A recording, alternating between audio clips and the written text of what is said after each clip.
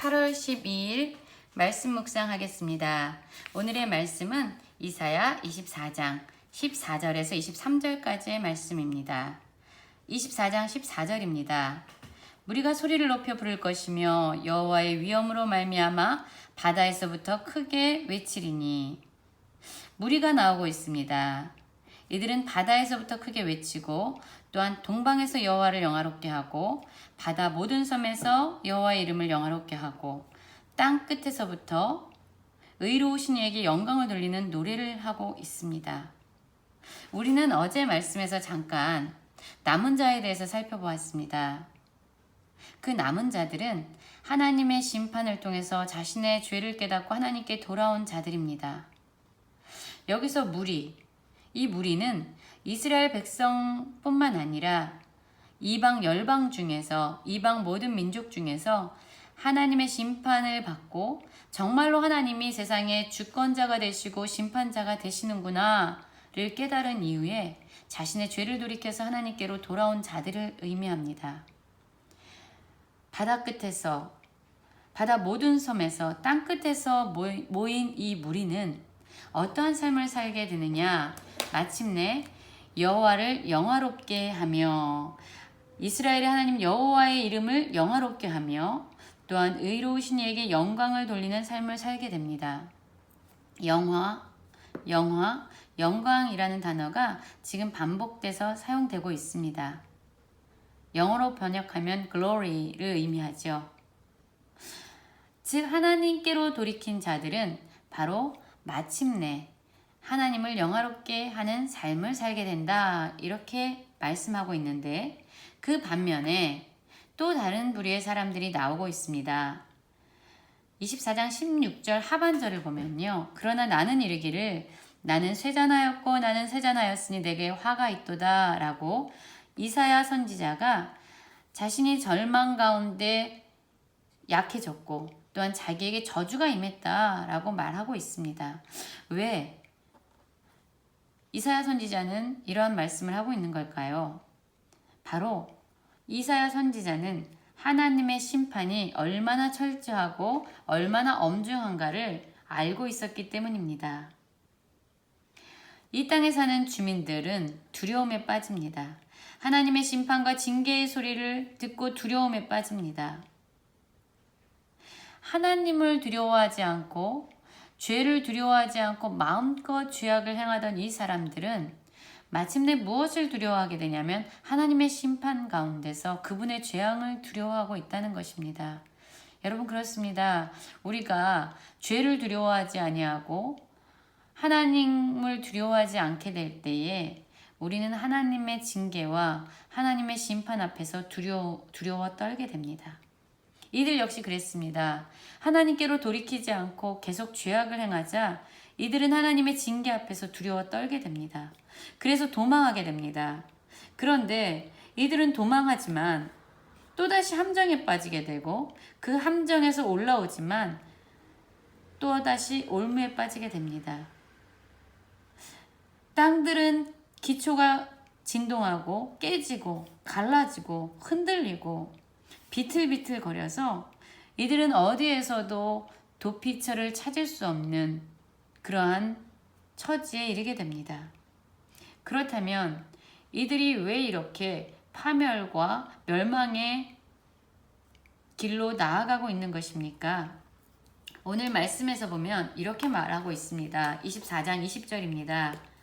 죄악이 중함으로 떨어져서 다시는 일어나지 못하리라 라고 말하고 있습니다.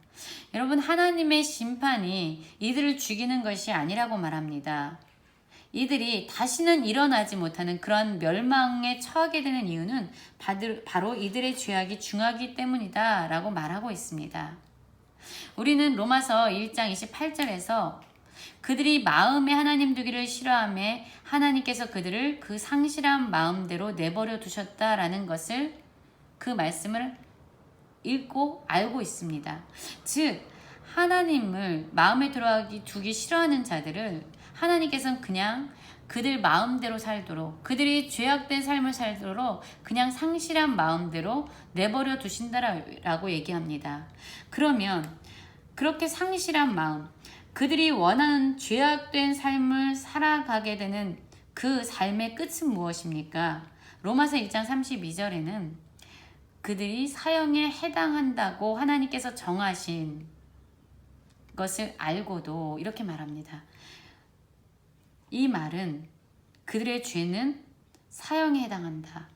그들의 죄의 끝은 죽음이다 라고 말씀하고 있는 것입니다.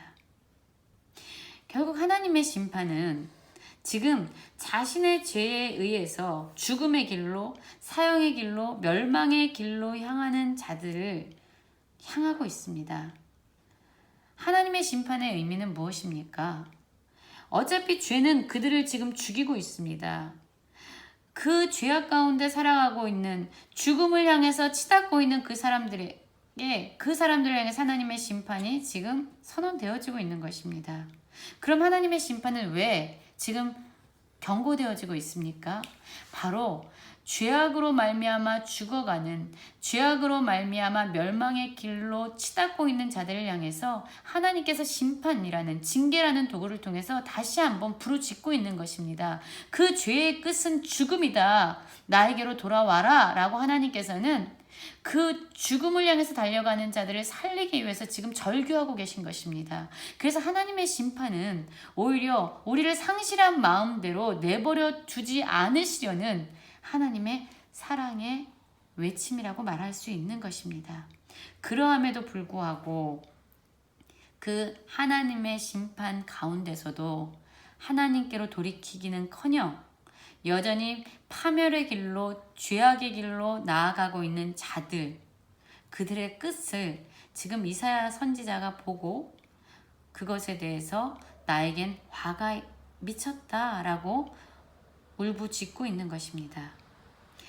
24장 21절에서 보면은요, 그날에 하나님께서 심판하시는 그날 여호와께서 높은 데서 높은 군대를 벌하시며 땅에서 땅의 왕들을 벌하시리니 라고 말씀하시면서 여호와 하나님만이 하늘의 위의 모든 권세, 땅 위의 모든 권세를 벌하시는 진정한 세상의 주권자시며 심판자시다 라고 말하고 있는 것입니다. 여러분, 우리는 두 부류의 사람들에 대해서 오늘 살펴보았습니다.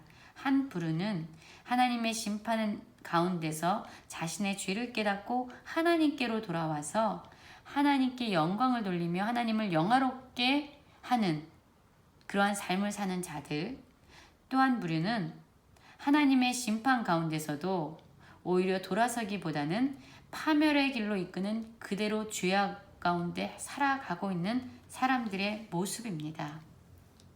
그렇다면 우리는 오늘 잠깐 말씀에 대해서 살펴보는데요. 오늘은 영광에 대해서 잠깐 살펴보고 말씀을 마무리 짓고자 합니다. 여러분, 하나님께서 창세기 1장 28절에서 보면은 사람을 지으시고 말씀합니다. 생육하고 번성하고 충만하고 정복하고 다스리라 라는 명령의 복을 가장 먼저 그들에게 주십니다. 이 복은 온 지면에 채소와 열매 맺는 나무로 그들의 먹을거리를 책임지시겠다라는 그러한 복보다 먼저 주어집니다. 영광이라는 이 단어는 사실 충만케 하다, 무겁게 하다 라는 의미를 함축하고 있습니다. 그래서 영광은 충만케 하다 라는 단어를 포함하고 있는데요. 여러분, 우리는 어떻게 하나님을 영광스럽게 할 수 있을까요? 우리가 박수를 많이 치고 노래를 힘껏 부른다고 해서 하나님은 더 영광스러워지지 않습니다.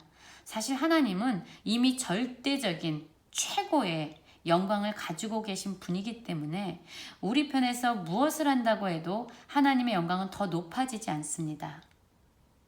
하나님은 어떻게 영광스럽게 되실 수 있을까요? 더 영화롭게 될 수 있냐면 바로 하나님의 형상으로 지어진 우리가 이 세상에 하나님의 영광을 비춰내는, 하나님의 형상을 비춰내는 거울이 될 때에 더럽혀지지 않고 깨어지지 않은 거울처럼 하나님의 형상을 이 땅에 비춰낼 때 이 세상을 하나님의 형상으로 충만하게 할 수 있다라는 것입니다.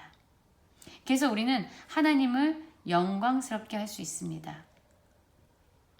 여러분, 어쩌면 하나님을 영광스럽게 한다는 것은 하나님께 유익이 되는 것보다 이 세상에 살고 있는 사람들에게 더 유익이 되는 것입니다. 우리는 하나님의 심판 가운데서 우리의 죄를 깨닫고 하나님께 돌이켜서 이 세상 가운데 하나님의 형상을 투영하면서 하나님의 형상을 충만하게 함으로 하나님을 영화롭게 하는 그러한 삶을 살아가는 우리 모든 성도님들 되시기를 간절히 기도합니다.